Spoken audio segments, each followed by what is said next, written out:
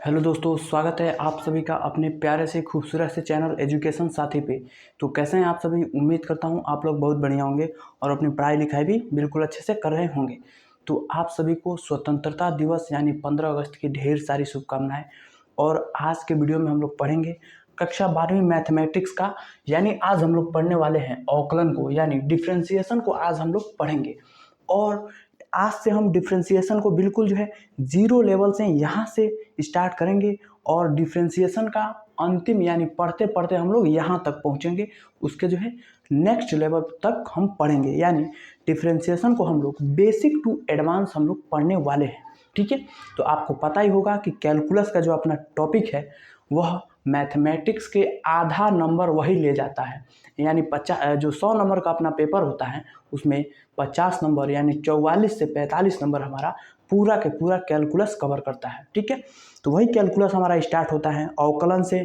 ठीक है, मतलब कि हम लोग पहले कैलकुलस को निपटाने वाले हैं। ठीक है, अगर कोई बच्चा मैथ को नहीं पढ़ता है, केवल और केवल कैलकुलस पर फोकस करके उसको कंप्लीट कर लेता है, तो उसके जो है बेड़ा मैथमेटिक्स में बिल्कुल अच्छे नंबरों से पार हो जाता है। ठीक है, तो इसी के क्रम में आज हम लोग पढ़ेंगे अवकलन को।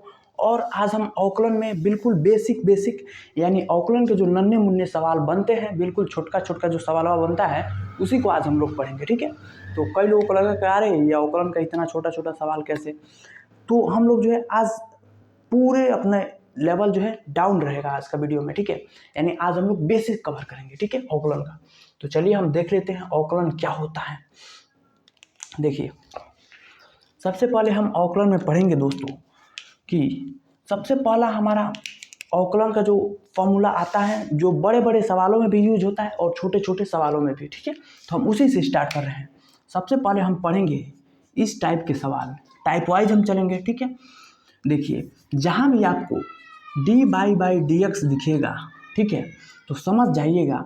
और यहाँ पे कोई राशि दिख जाए, ठीक है, कोई चर दिख जाए, अचर दिख जाए, ठीक है, तो चर दिख जाए तो समझिएगा उसका मतलब अवकलन होता है। ठीक है, dy/dx का ही मतलब क्या होता है? अवकलन होता है। ठीक है, ठीक है, इतना बात समझ में आ गया। अब चलिए हम देखते हैं dy/dx, ठीक है, ऑफ x के पावर n। ठीक है, और इसका जो हमारा फॉर्मूला होता है, ध्यान देना भाई, क्या होता है इसका? देखिए, अगर यहाँ पे कोई एक संख्या लिखा है 3 के पावर 4, ठीक है, तो समझिएगा इसको हम क्या कहते हैं, इसको हम क्या कहते हैं और इसको हम क्या कहते हैं। इस पे पहले देखिए इसको जो हम बोलते हैं ना, इसको हम कहते हैं, क्या कहते हैं?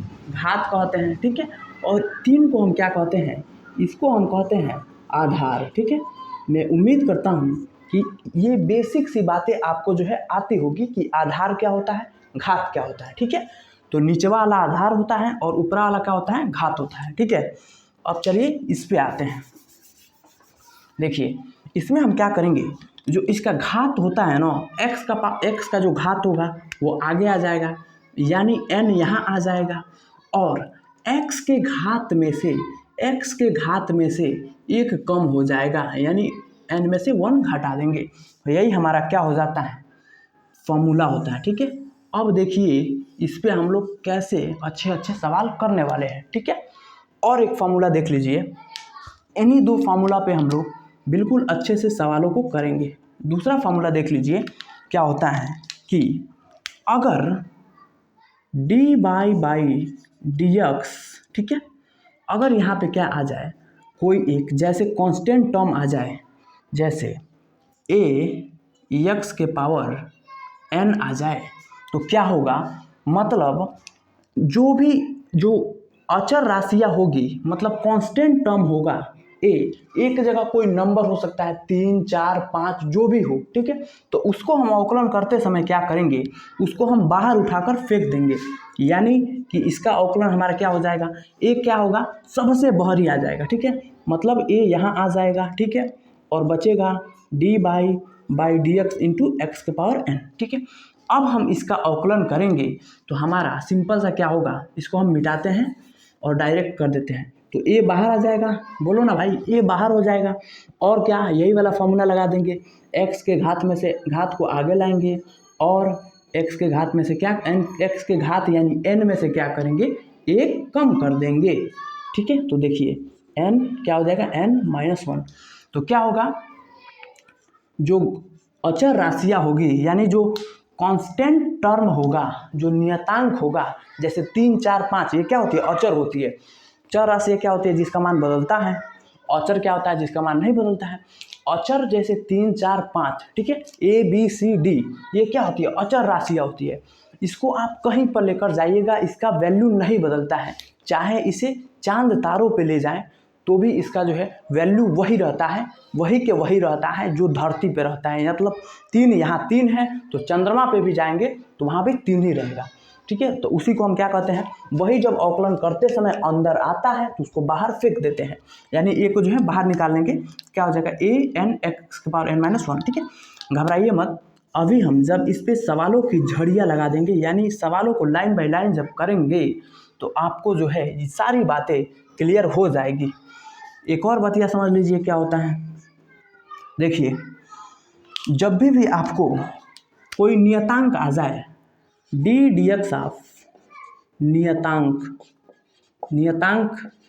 इट मीन्स क्या होता है, नियतांक इन द सेंस मतलब कोई भी अचर राशि जैसे 1, 2, 3, 4, 5 ये सब आ जाए तो उसका जो अवकलन होता है ना जी, 0 होता है। यहाँ पे नियतांक मतलब कोष्टक में लिख लीजिए, नहीं तो आप बहुत कन्फ्यूज जाते हैं। देखिए, नियतांक मतलब क्या, 3, 4, 5, 6 जहाँ तक चले जाएं। ठीक है, तो dy/dx ऑफ कांस्टेंट यानी नियतांक क्या होता है, 0 होता है। समझ में आया, क्या हो जाता है, 0 हो जाता है। ठीक है, अब चलिए हम देख लेते हैं आगे। अब क्या हम देखेंगे, इन पे हम सवालों को देखेंगे। ठीक है, चलिए देखते हैं। चलिए दोस्तों, क्या हो जाएगा देखिए, अब हम पहले वाले पे सवाल देखते हैं। जैसे अगर हम क्वेश्चन की बात करें,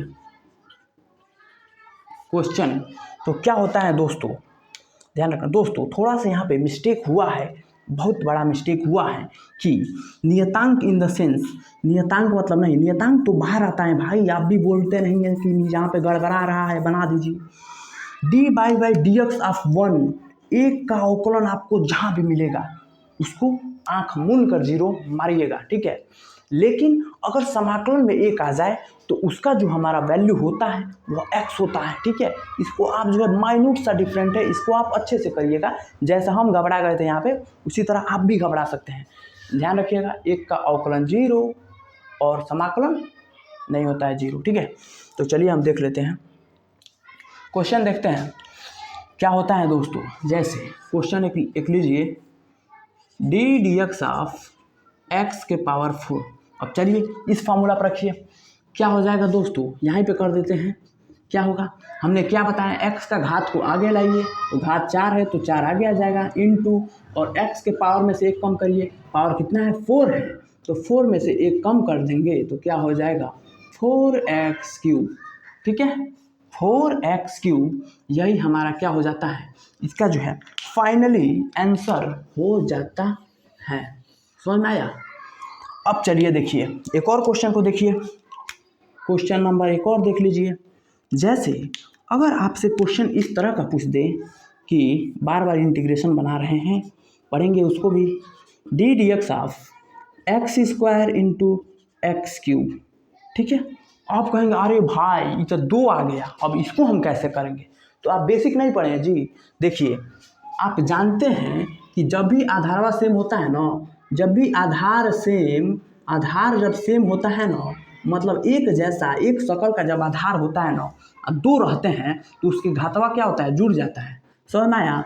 जैसे x² × x³ क्या है, देखिए ना, इसका आधार सेम है कि नहीं, एक शक्ल का x है यहाँ पे तो यहाँ पे भी x है, तो क्या होगा, इसका घात जुट जाता है। तो घात जुटेगा क्या होगा, 3 गो और 2 गो कितना हो गया, 5 गो, बस सीधी सी बात है।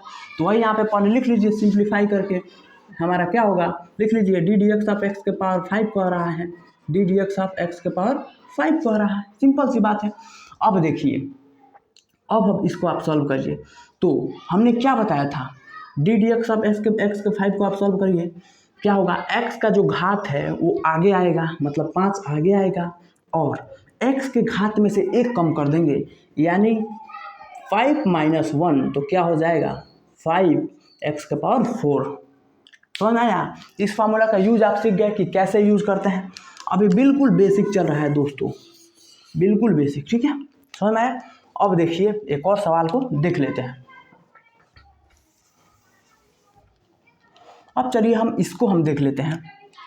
इसको अगर सवाल आ जाए तो कैसे करेंगे, समझिए। अगर एक क्वेश्चन ऐसे दे दे, क्या दे दे भाई, देखिए अगर क्वेश्चन दे दे d/dx 3x⁴, अगर ऐसे दे दे तो कैसे करेंगे। तो हमने बताया था दोस्तों कि जब भी आपको अचर राशि दिखे कोई तो उसको उठाकर बाहर फेंक दीजिए। तो यहाँ पे 3 बाहर आ जाएगा, 3, तो d/dx x², ठीक है। अब वही n वाला फॉर्मूला को लगाइए, तो क्या हो जाएगा दोस्तों 3 × क्या कहे हैं x का जो घातवा होता है उसको आगे लाइए, तो 2 को हम आगे लाएंगे और x के घात में से 1 कम करेंगे। देखिए यहाँ पे क्लियर, तो 1 कम कर देंगे तो x2 है पहले से, वो घटा देंगे तो कितना हो जाएगा दोस्तों 3 × 2x⁴1, x⁴1 मैंने कहा पूछो ना 1, ठीक है। तो समझिए अब 3 को 2 में गुणा करा देंगे तो कितना हो जाएगा 6x, इसका जो है अवकलन हो जाता है। तो इसका भी आप यूज सीख गए कि कैसे आ जाएगा क्वेश्चन में, तो कैसे अप्लाई करेंगे, इसका भी अप्लाई करने का तरीका सीख गए, ठीक है। और आप जानते हैं कि जो एक का हमेशा ऑलवेज एक का जो है अवकलन होता है वो 0 होता है, ठीक है, समझ गए, इतनी बातों को समझ गए, ठीक है। तो आज का यह हमारा जो वीडियो था वो बिल्कुल बेसिक पे था, ठीक है। और एक क्वेश्चन आपको दे रहे हैं जिसको आप कमेंट में बताइएगा कि d/dx